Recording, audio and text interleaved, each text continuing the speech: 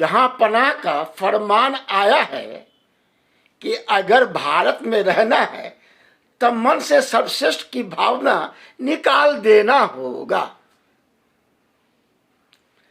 आजादी के लड़ाई में यही सर्वश्रेष्ठ लोग दूर दूर थे, कहीं नहीं थे।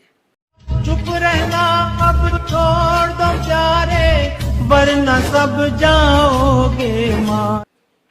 और जिन्होंने आजादी की लड़ाई लड़के देश आजाद किया, आज देश को एक सुंदर संविधान दिया, उसे आज तक नहीं मानते हैं और राष्ट्रभक्त भी है।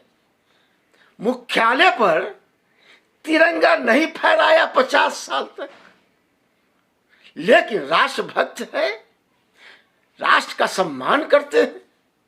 सबसे बड़ा दिक्कत यहां पर है कि इनके मन में सर्वश्रेष्ठ की भावना गिरी हुई है।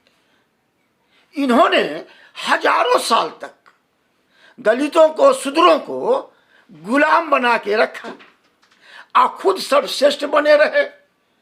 आजादी के बाद भीमराव अंबेडकर ने जब संविधान में सबको बराबर का अधिकार दे दिया तो इनकी चिंता बढ़ने लगी, लेकिन मजबूरी थी, करते भी तो क्या करते।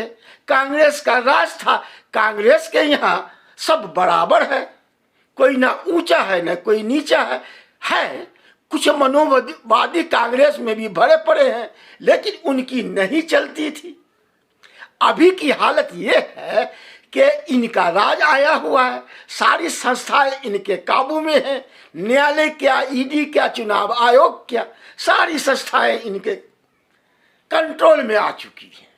तो अब ये सोचते हैं कि 3000 साल पुराना जो सर्वश्रेष्ठ हम थे, जिसे हमें दलित अशुद्ध चुनौती दे रहे हैं कि तुम सर्वश्रेष्ठ तो मैं भी सर्वश्रेष्ठ, तुम भी इस देश के नागरिक तो मैं भी इस देश का नागरिक, तुमको भी वही संविधान मानना पड़ेगा जो मुझे मानना पड़ेगा, तुम्हें भी एक वोट देने का अधिकार तो मुझे भी एक वोट देने का अधिकार।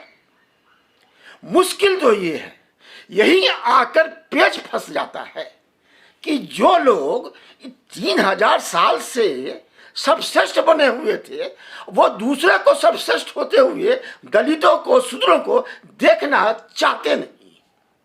तो फरमान आ गया आली जनाब का, जिले इलाही का, कि सर्वश्रेष्ठ बनने का भावना मन से निकाल दीजिए, अन्यथा रहना है भारत में तो रहिए, सब रह सकते हैं, सबके लिए कोई फर्क नहीं है।